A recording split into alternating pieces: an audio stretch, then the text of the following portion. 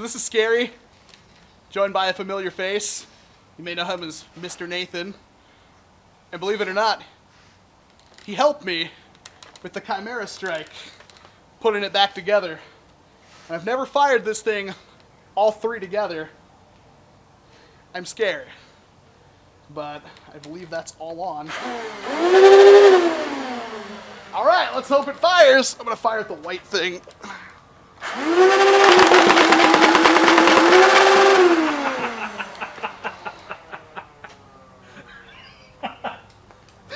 That's the coolest thing I've seen all day.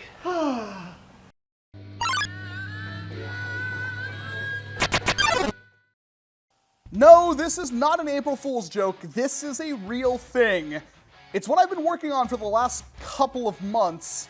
This is the NERF Chimerastrike. It's a full auto rival mega elite blaster, an integration of a Chaos, a Mastadon, and the Rapid Strike, but it's got a little bit of a secret. I chose the name Chimerastrike because the Chimera is an amalgamation of three beasts that should never have been brought together to form some kind of unholy sin against God. And then the K strike, because, you know, every blaster ends with strike, so why not? And it's been an ordeal. A very big ordeal. Of course, this took me several months, 2 different complete rewires of every blaster, but it's done now. What is it, besides the obvious? Well, all 3 blasters are bolted together. They're all controlled by the Mastadon, so if I rev the Mastadon trigger, it will rev the flywheels in all 3 blasters if I choose, or I can select which blasters are on and off via the switches on this foregrip. And of course, the firing trigger will control the firing of all 3 blasters. However, if I wanted to do something crazy, like let's say I just wanted to remove this Chaos and use it independently, I can. All I have to do is unplug it, twist that, lift that up, and lift the blaster off, and now the Chaos is separate, and it still works by itself. That gives me a certain amount of joy every time. It's a combining blaster.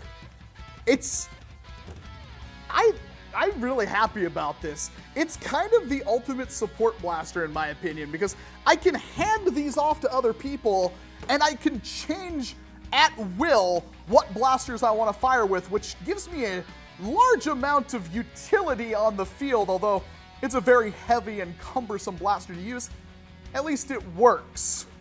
Now, I removed this. This is a Chaos, obviously. It's been painted up with a nice silver and red because why not? I just kind of chose it randomly. It has a complete rewire inside, stock flywheel motors, because the standard ones in the Chaos are really good, stock conveyor belt pusher motor, because mostly laziness, but also because I didn't really want to overkill the rate of fire on this since it already fires fast enough as is, and thankfully, by keeping that stock, it fires extremely well. The perfect rate of fire, I might add. These things are really fun when you mod them, and I can really recommend you mod one. It's all powered by a 3S LiPo, and then of course it's just got some mounting hardware installed on the sides of it. I know I didn't really like the Chaos, and that's because I didn't like that magazine. I didn't use the Nemesis because, well, the Nemesis isn't here in the US yet, and on top of that, the Nemesis has to be kind of orientated in a correct way in order for it to work because it has a hopper. With a spring-loaded magazine, well, I found a use for that magazine, and thankfully in the last couple of months, it looks like we're gonna get extra magazines for the Chaos. So, all's well that ends well in my opinion. I can flip that down now if I want. I can also completely disconnect this cable so I don't have to have it dangling there, but it's not hurting anybody being right there. Next up, we've got a Rapid Strike. This Rapid Strike. So same way, I'm just gonna unhook this and pull that off. This is a completely rewired Rapid Strike. It is running Make Test Battle's Rhino 130 motors in a BSP flywheel cage. So it gives it that little bit of spin, that extra accuracy, and shots into the high 90s.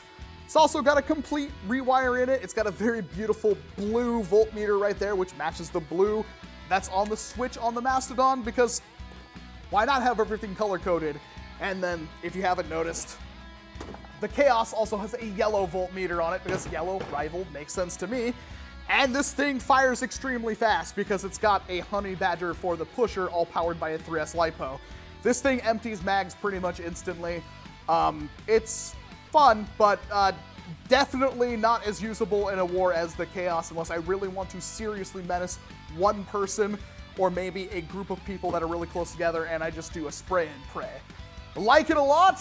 I'm quite happy with how the paint job turned out on this thing. Same paint job that's on the Chaos, just in a slightly different format because it's on a Rapid Strike. And all three blasters match because, of course, the Mastadon has got the same paint job as well with a nice red voltmeter because, of course, red, it's mega, and there's a red switch on the front here for it. And while it does look pretty weird with the nice jutting metal coming off of it, it's sufficiently lighter without having all of this extra crap on it. And a lot more usable. Again, same full rewire on this thing, different micro switches, stock motors in this one as well to control that rate of fire and hopefully not burn out the motor. And then, of course, the flywheels are the same thing that's in the Chaos, so they're extremely versatile. And it's a Mega Blaster. This is the one that isn't mag-fed, so it's going to be a little bit harder to reload on the field. But it's also got the longest fire rate of any of these. While it's still very good, this thing and this thing will dump ammo way quicker than this one. So logic tells me that on the field, I should probably expend those two since they're easy to reload before emptying this thing. But if there's for some special zombie or something I need to use, this has the ability to deal with that because it's firing yet a different ammo type. All of this insanity brought into one, or really three blasters.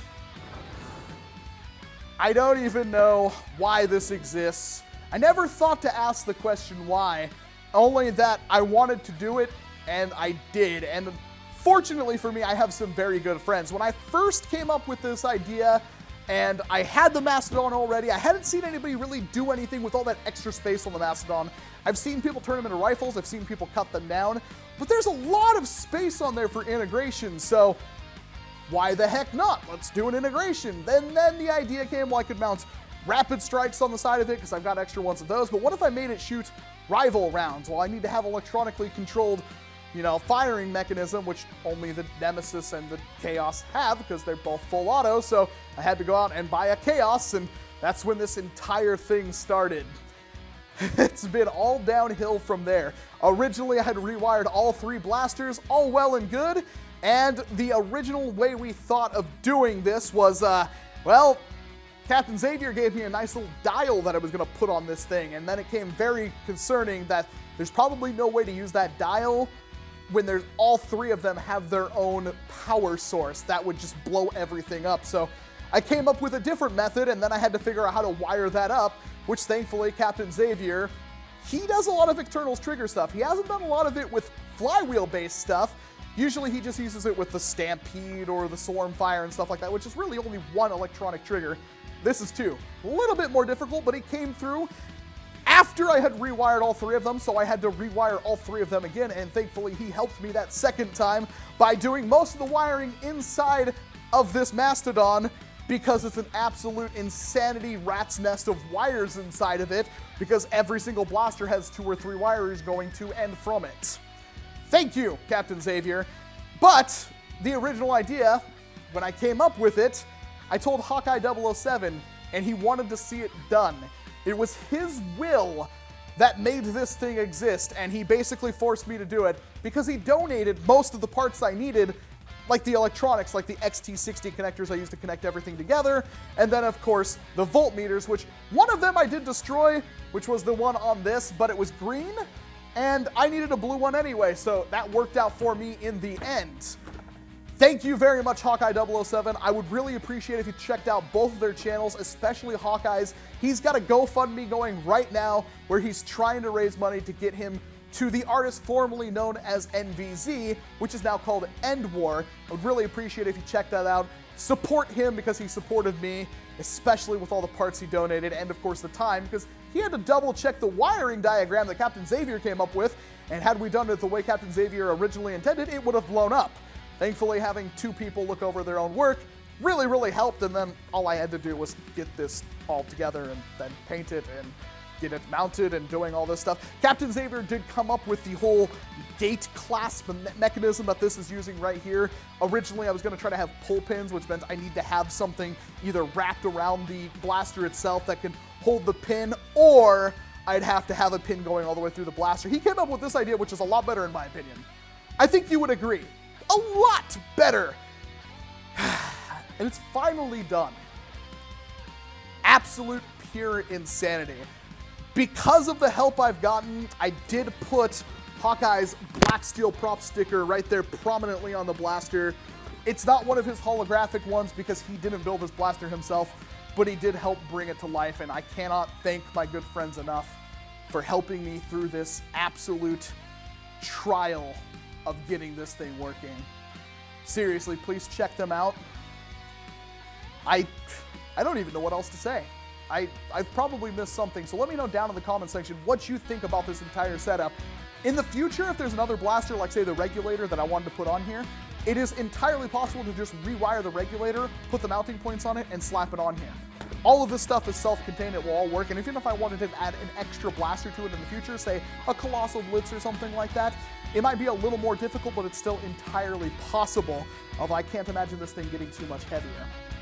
I'm Walcom S7, thank you very much for watching this video. I do hope you liked it. It's been a long and arduous process to get this thing working, but it does.